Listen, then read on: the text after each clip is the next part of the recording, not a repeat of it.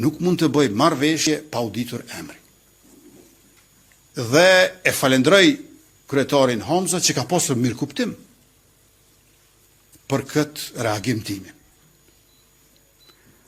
Nuk është e mundshme që në kryesinë e lëvizjes së vendosje, kryetari të propozoj kërkesën e PDK-s që 2 kandidatët të marrin në nënshkrimet e vetëvendosjes, njërit prej tyre i duhen 30 nënshkrimet e vetëvendosjes, tjetrit i duhen së paku 8, sa ta 22 i kanë, shpresoj që i kanë 22, po së paku 8 vetëvendosjes, pra nga vetëvendosja kërkohej që t'ja jep 38 nënshkrime të deputetëve të saj, 2 kandidatëve të PDK-s, dhe më pastaj ta garantojmë që spaku njëni për tyne, spaku në raundin e 3 i merr 61.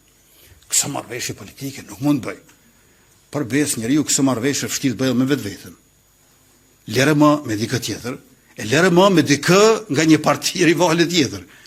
Po unë e falenderoj kryetarin Bedri Hamza që ka pas mirë kuptim për mospranimin tim. Dhe kur s'më dhanë emra, thash hajt të provoj t'ja japun e në emër. Ju thash Andin Hoti. Andin Ukshin Hoti. Duke pas parasysh për i familjes që vjen, Ukshin Hoti është unik. Për nga filozofia politike, ne nuk kemi një mendje tjetër të ngjajshme, jo vetëm në Kosovë, po mbar kombin shqiptar që nga lufta e 2 botërore e këtej. Andaj, Andin Ukshin Hoti ishte një propozim i yni, që së paku të fillojmë të diskutojmë. Nuk u pranua.